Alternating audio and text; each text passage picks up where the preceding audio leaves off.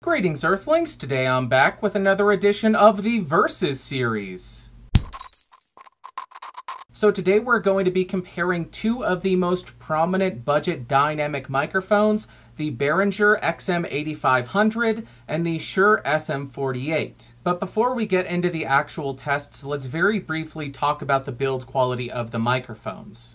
First up, both of the microphone shapes are nearly identical with a metal handle as well as a metal mesh pop filter. Additionally, you will find a little bit of foam on the inside of each of the grills to help reduce some of the plosives. And here is a quick look at what both of the capsules look like.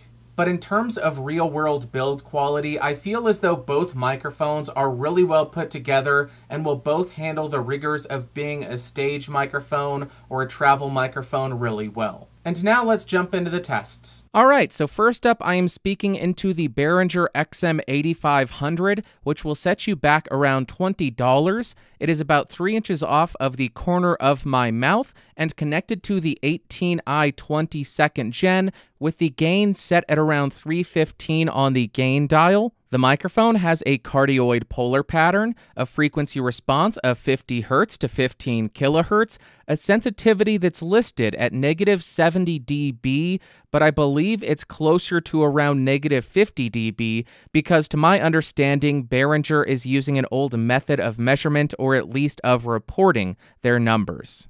And lastly, it has an impedance of 150 ohms. And now I'm speaking into the Shure SM48, which will set you back around $40. I have the microphone about 3 inches off of the corner of my mouth, connected to the 18i 20, with the gain set just at about 330 or 345. The microphone has a cardioid polar pattern, a frequency response of 55 Hz to 14 kHz, a sensitivity of around -57.5 decibels, and an impedance of 150 ohms. Now I am spinning around the XM8500 to show you the off-axis rejection and coloration. We will continue around the microphone to 180 degrees, show you what it sounds like from the rear, continuing around the microphone to the second 90-degree angle, and then rotating and ending at the front of the mic. Now I am spinning around the SM48 to show you the off-axis rejection and coloration. We will continue around the microphone to 180 degrees, show you what it sounds like from the rear, continuing around the microphone to the second 90-degree angle, and then rotating and ending at the front of the mic. Now I'm right on top of the Behringer XM8500 to show you the proximity effect on this microphone. And now I'm right on top of the Shure SM48 to show you the proximity effect on this microphone. Now I'm about 2 feet away from the Behringer XM8500. And now I'm about 2 feet away from the Shure SM48. Now I am typing on a keyboard with Cherry MX Blues to see how much of my voice versus how much of the keyboard it picks up. And now I'm typing on a keyboard with Cherry MX Blues to see how much of my voice versus how much of the keyboard it picks up.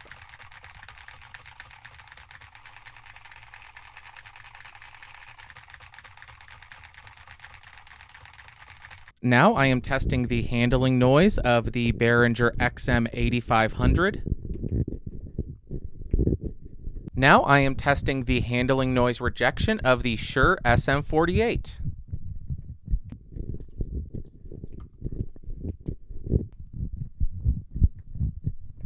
Now let's test the plosives of the microphones. First up, the XM8500. Please bring pizza pronto.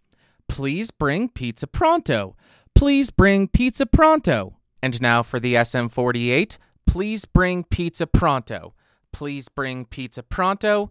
Please bring pizza pronto.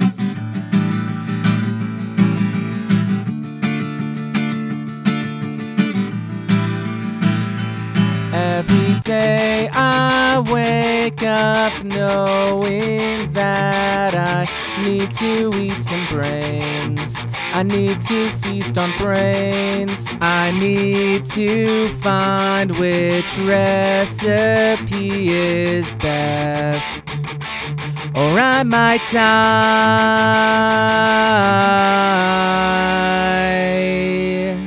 Ending on a major chord, what are we doing? I told you it's October, spooky, stupid song month. I delivered. I don't really eat brains. And the winner of this Versus series was very difficult to select, but I went ahead and picked the Shure SM48, and of course I will explain. First up for voiceover, I still actually prefer the Behringer XM8500's overall tone for that application. I just found the SM48 to be a little bit more sibilant and a little bit more shrill sounding. The XM8500 just has a little bit fuller of a low end, and the upper frequencies weren't as overboosted and sharp sounding to my ears. However, if you do have a super bassy kind of voice of God type sound to your voice, I think the SM48's more recessed low end would be a benefit for you. Also for singing, I found the XM8500 to be a little bit more pleasing because it had a little bit more of an open and airy sound, which is what I would be looking for if I was recording vocals for a song. Now, with that being said, I do think the SM48 did a better job at both plosive rejection and handling noise rejection, so if you're looking for a handheld stage microphone, I think the SM48 is the right choice for you out of these two options. Then on guitar, I 100% think the SM48 is the better option. It just provides a cleaner and more lively sound, even though it is a little bit more grainy. The XM8500, on the other hand, just had this boomy or almost woofy type sound on the electric guitar, and on the acoustic guitar, it just sounded dead. It almost sounded like you had a piece of cloth hanging over the strings. That's how dead it sounded to me. So why did I pick the SM48? It's simply because I think it's a more versatile microphone. Although I do prefer the XM8500 for both spoken word and for singing, I would honestly be perfectly happy using the SM48 for either of those applications. But conversely, if I was recording guitar, I definitely would not want to use the XM8500 on the electric or the acoustic. So with my preference, I would be okay using the SM48 for electric guitar, acoustic guitar, singing, spoken word, and live stage use, while the XM8500, I would really only be okay using that for spoken word and singing in a studio. So to summarize and wrap up all of my rambling thoughts, if you are doing voiceover in a studio and you won't be hand-holding the microphone and you can use a pop filter, I 100% think that the XM8500 is the better option, assuming you don't have a super boomy, bassy voice of God. But on the other hand, if you are just looking for more of an all-purpose microphone that can be used on voiceover, singing, guitar, and even on the stage, then the SM48 is the pick in my book. Alright, that's going to wrap up for today, but I would love to hear from you in the comments down below. Do you agree with my conclusion here, or do you think that I am completely off base? Get your angry typing fingers ready and leave it down below. Also, if you found the video fun, interesting, or helpful, go ahead and give me a thumbs up. One of these days I'm going to punch the lens.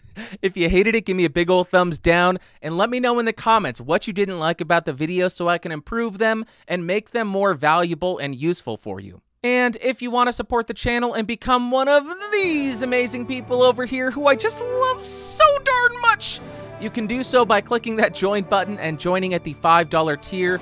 That helps ensure that I'm going to be able to continue to bring you these videos because it costs a lot of money to make them.